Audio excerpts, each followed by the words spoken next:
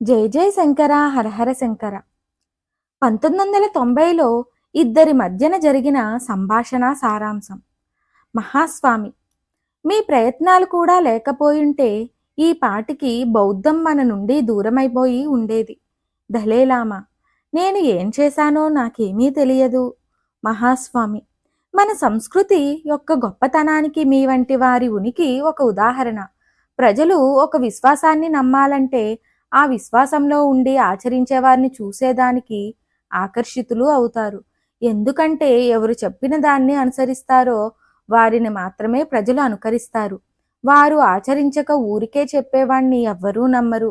తరువాత బౌద్ధ గురువు దలైలామా పరమాచార్య స్వామి వారిని ఈ శతాబ్దపు ఏకైక సన్యాసిగా అభివర్ణించారు.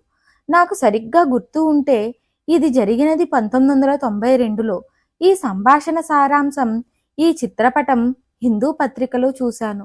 నేను పరమాచార్య స్వామి వారి చిత్రపటం చూడగానే స్వామివారిని చూడాలనిపించి కంచి ప్రయాణమయ్యాను. ఎంతటి మధురానుభూతి కలిగింది నాకు! జీవితంలో మరిచిపోలేను. కామాక్షి అమ్మవారి దర్శనం చేసుకొని చంద్రమౌళీశ్వర పూజను తిలకించాను. తీర్థ ప్రసాదాలు తీసుకున్న తరువాత మహాస్వామివారి దర్శన భాగ్యం లభించింది. స్వామివారు కొద్దిగా అనారోగ్యంగా ఉన్నారు. వాళ్ళు కుర్చీలో విశ్రాంతి తీసుకుంటున్నారు. వందలాది మంది భక్తులు ముకిలిత హస్తాలతో తడిసిన కళ్ళతో స్వామివారిని దర్శించుకుంటున్నారు.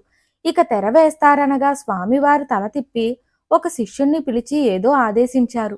ఆ శిష్యుడు 2 యాపిల్ పళ్ళను తీసుకొని స్వామివారి పాదాలు తాకించి మా వైపు తీసుకుని వచ్చాడు. ఆ భాగ్యం కోసం మేమందరము చేతులు చాచాము. ఎంతటి భాగ్యం! ఆ ప్రసాదాన్ని నా చేతుల్లో పెట్టాడు ఆ శిష్యుడు.